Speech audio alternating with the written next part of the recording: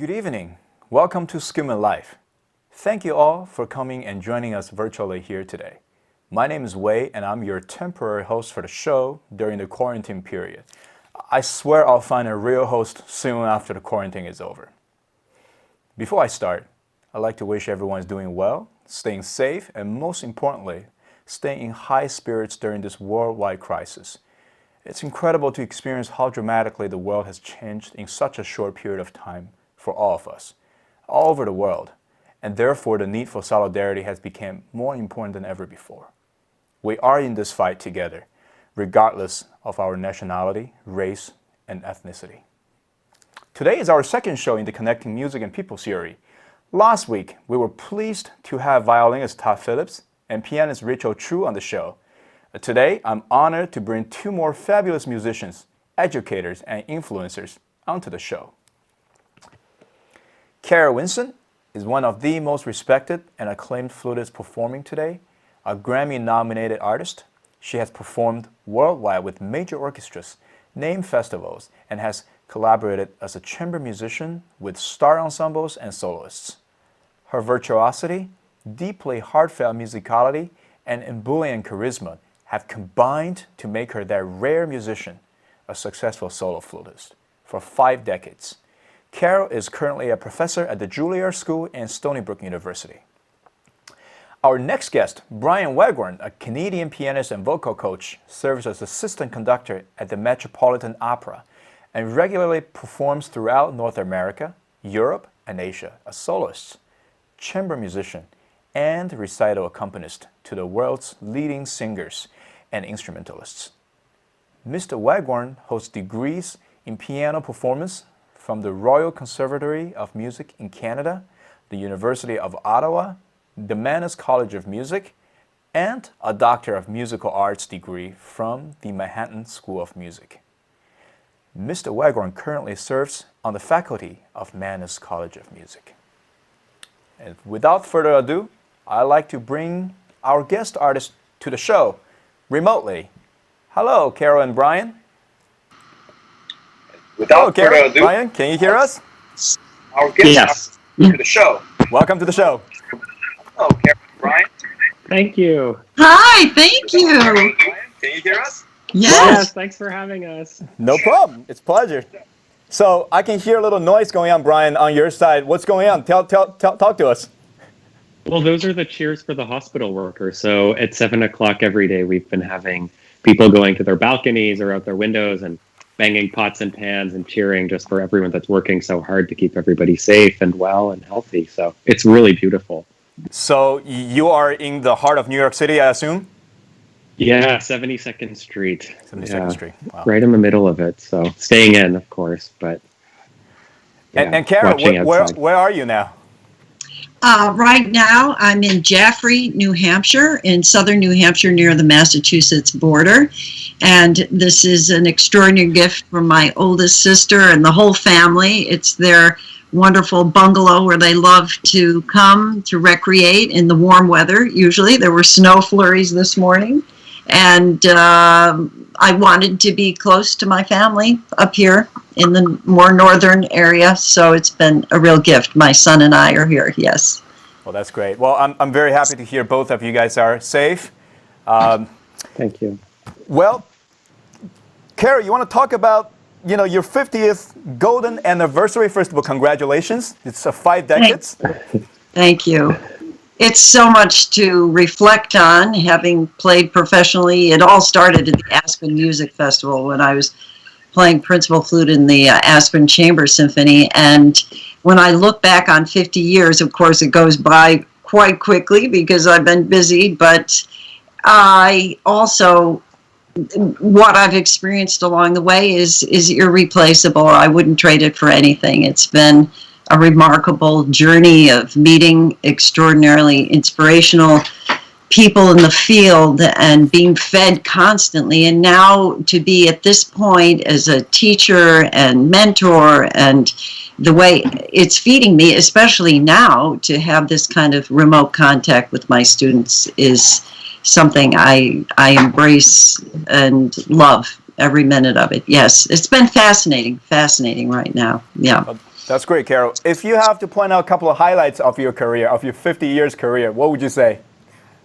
Oh, there's so much. As I mentioned, it's had stages. I think being able to collaborate with living composers for all the wonderful works that have been written for me and that I could premiere most thankfully and appreciatively with major symphony orchestras all over the world, those remain something so vital and palpable to work with musicians who are in the fabric of creating and that and bringing new life to the repertoire. There's all that. Of course, highlights go all the way back to my childhood because I grew up in a very active musical family, and of course the gift of being a mother and being able to have that experience and see my son still in the music field as a rock musician is these are just gifts that are immeasurable. Yeah. Well, that's great to hear, Carol. I understand that there were some scheduled events that got canceled because of the coronavirus. Would you like to talk to our audience about if they're going to be rescheduled? Yes. It would have been this coming week on April 16, but we're doing March 31st in 2021. And since each concert has had premieres of new works as well as traditional works for the instrument, which we'll hear tonight, this particular concert has a new work by Larry Allen Smith, and I'll be joined by my wonderful Stony Brook colleagues, and I can't wait. I just can't wait. A year is going to fly by. So. All right, that's great. And Brian, I think we're having a little connection issue here. I can't seem to see your image. Oh, you can't see me? Yeah, I don't know if it's... we can hear you perfectly. Oh, I don't know. I can see myself. I don't know what's going on. Let's see if it's a thing we can solve right now. Let me see. Yeah.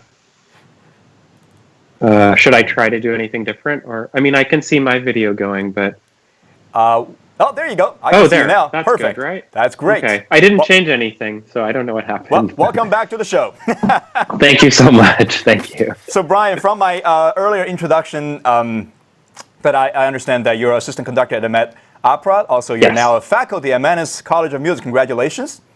Thank you. Thank you. So, how did you get to here? Talk to us about it. Well, I'm Canadian, and I grew up in a small town, and so they're actually...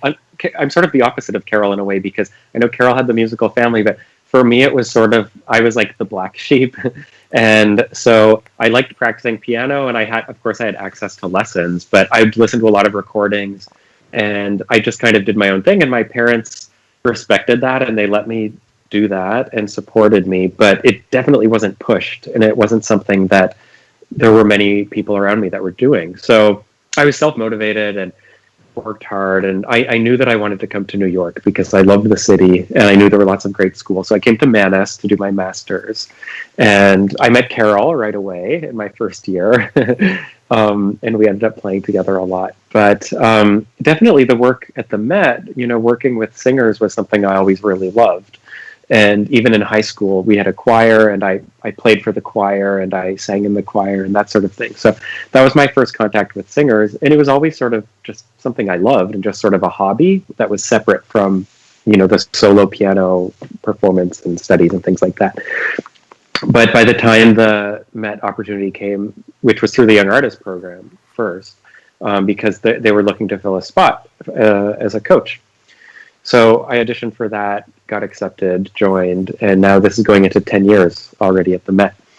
And, it's a great place full of incredible people, talented people, and every day is very inspiring. So, these career paths are never a straight line, and you usually don't end up where you expect to. But I've had a lot of great times. And I think in terms of highlights, especially for now, a lot, of course, there are the career highlights and performance highlights, but the process for me also, like the rehearsals and talking about music and studying music, all of that aspect is also a highlight, I think, as a musician. So it's not just about the concerts and the things you add to the bio, but also just the process. And, we spend so many hours. For every performance hour, there are hundreds of hours that go behind the scenes. And that part, for me, is just as enjoyable. Oh, that's great. Well, I have to tell you, Yeah. Brian, one of my own performance highlight was to play with you at the remember Lincoln Center at the Yeah, I know. We did Shepherd on the Rock. We did Shepherd I on the love Rock. That. That was You were that so was, beautiful. well, thank you. Yeah, you sounded gorgeous. That was great. I remember With that Lei. was with Lei, right? Yeah. Lei is Yeah. it's a mutual friend of ours. She's now a professor at the Shanghai Conservatory. Used to be in the program too, right? Yeah, exactly. Very special artist. Yeah. Unfortunately, that was the only check I got from the Met, and after that, I got another invitation. That's okay. There will be more. So talk about projects. What have been the projects you and Kara been doing? Talk to us about it.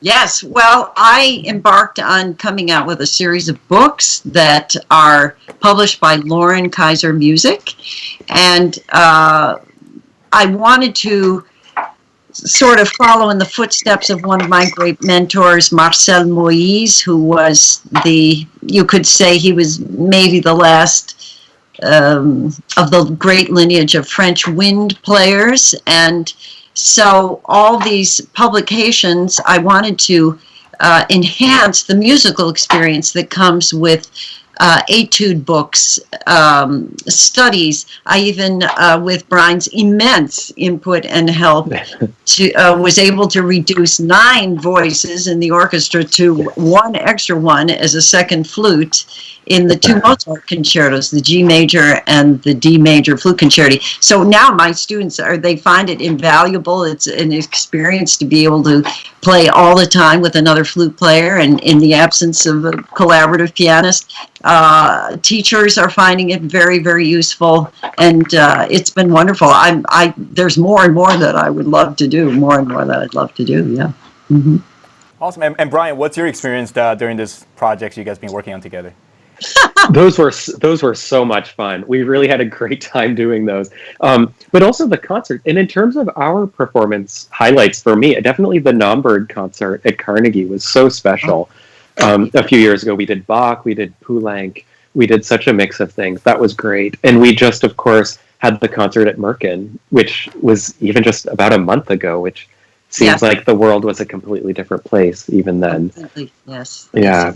But no, so I mean, playing with Carol is always such a treat and such an incredible experience. So, oh, Brian, thank you, and ditto. I mean, it's when you're in this creative process of writing a second part, there's so much to choose from. I mean, Brian sits at a virtual orchestra every day with a keyboard, and we're a single line instrument. But I do also want to tweak in there. You're talking about projects. I have started a retreat. It's called Creating Resonance Retreat. Wei Zhang, I'd love for you to come. It's because I wanted to talk about when I was on the jury when you won the Juilliard Concerto competition.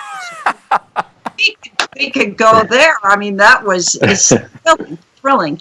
And this retreat is a way to look within to the inner musician as well as the outer, building skills, and it takes place at the wonderful Rochester Folk Art Guild. And this is a former classmate of mine from Oberlin Conservatory, Paul Schliffer, and a wonderful team of Rosa Jang, Louis Papachristos from Toronto. We have improvisation, we have tonal study, sonority study, because the flute is a very, very simple instrument, and it can sound really lousy and uneventful unless you bring a kind of color to it that requires many important, elements. And so we've been doing that, and we're going to do it in September, Lord willing, September 17th through 20. And for me, this sort of follows in line with exactly what my credo is, which is address the inner musician, trusting the inner musician as well as the outer.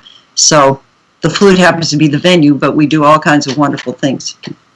Well, that's great, guys. Well, we were just talking about how Merkin Hall concert just happened for you guys about a month ago, and it seems like forever ago. The world has changed so dramatically different for everybody. Do you guys have any words of wisdom for this crisis? How can we cope with this as a musician? Oh my goodness. Well, I do want to address that it is a very special time of year. We just had the full moon. It's pretty still quite full in the sky. It's a time of rebirth, regeneration. Nature tells us that nothing really ever comes to a standstill. There will always be the next phase. And I'm really holding to that quite firmly, that renewal.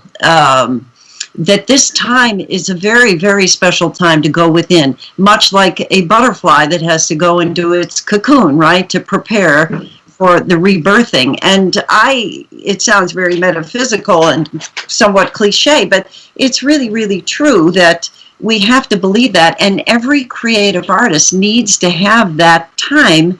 And this is an extraordinary opportunity to have that time to quiet down, to really look within and listen in a new way.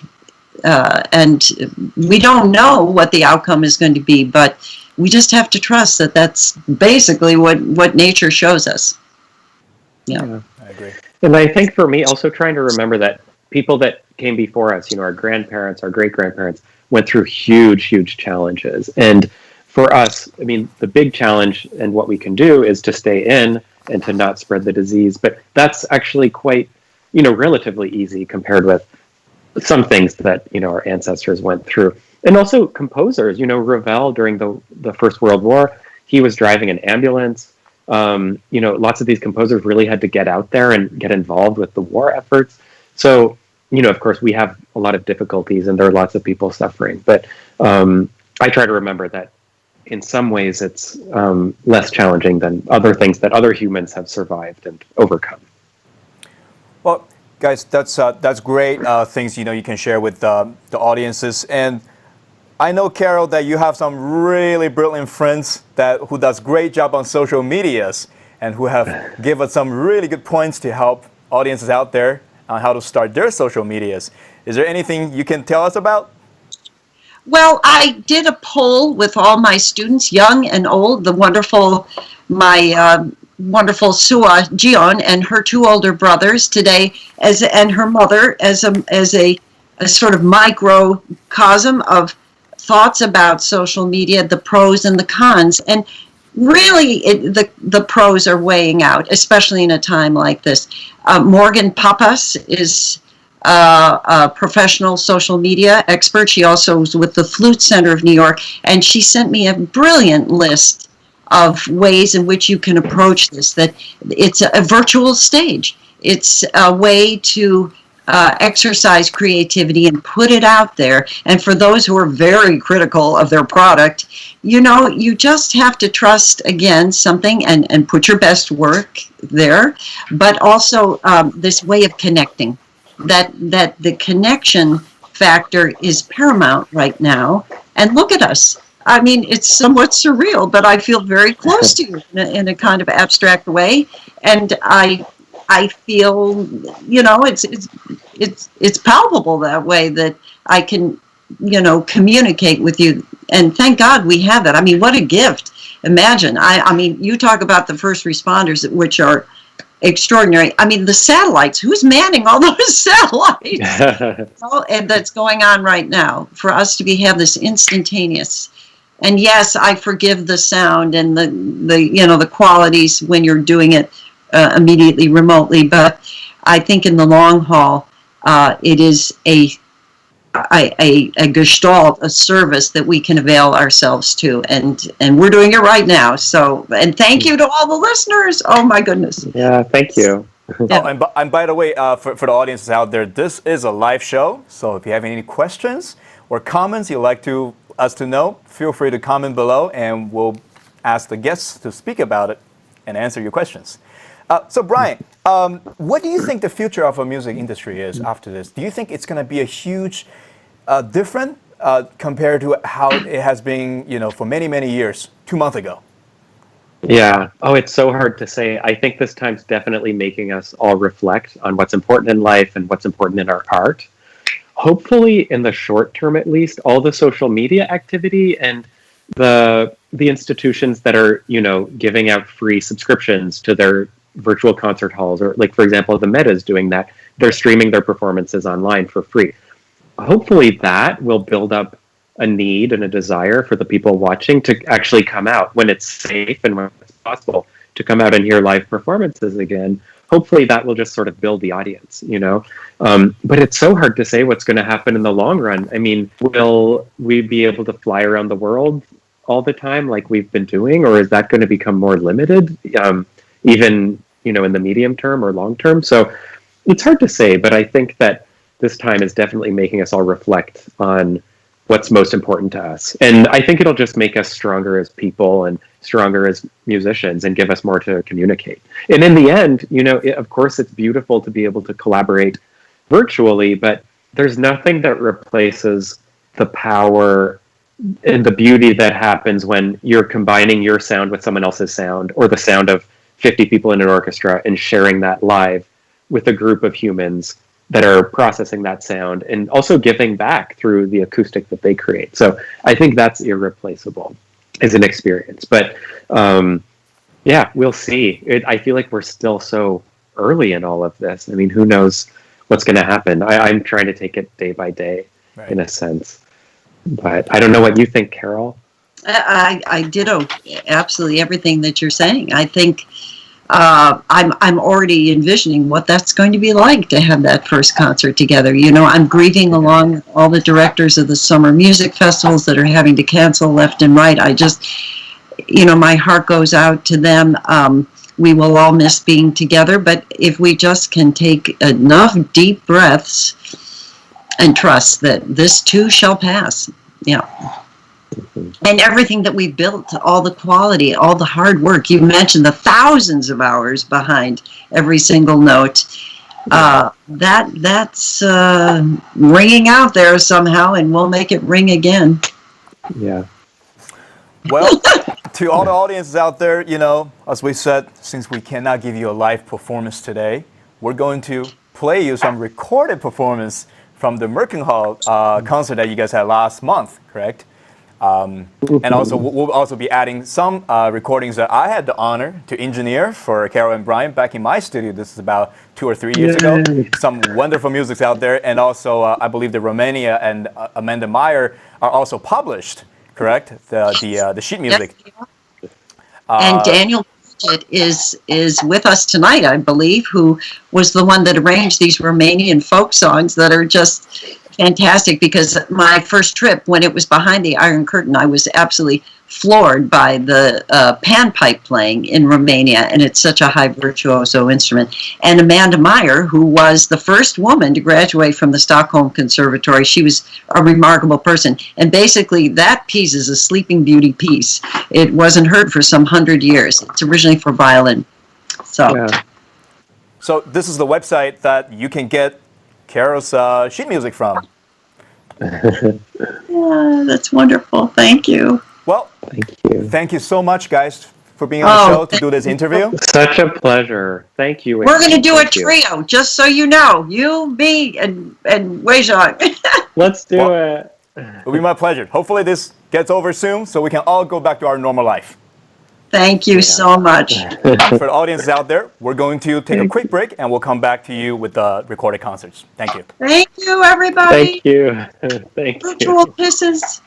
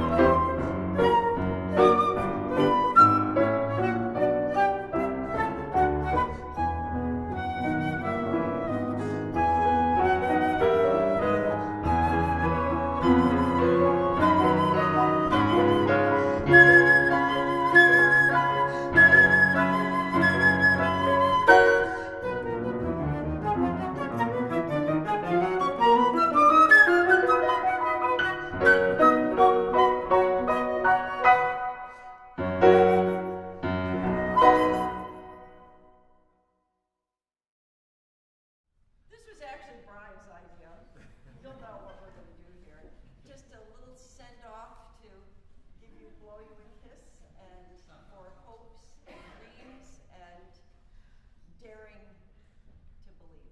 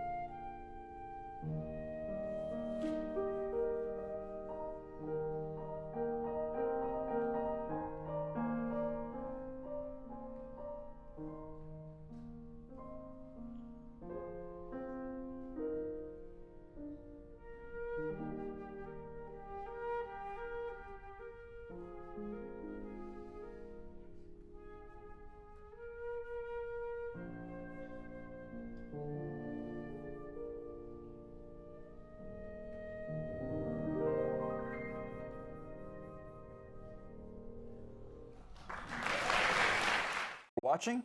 Thank you, Carol and Brian, for coming to the show and sharing your beautiful playing with the world. We work hard to make sure you keep coming back for the content we produce. And if you're not a subscriber yet, please visit www.skillmanlife.com to sign up, and you'll be notified for any upcoming live show. My name is Wei, coming to you live from New York City. Thank you, and good night.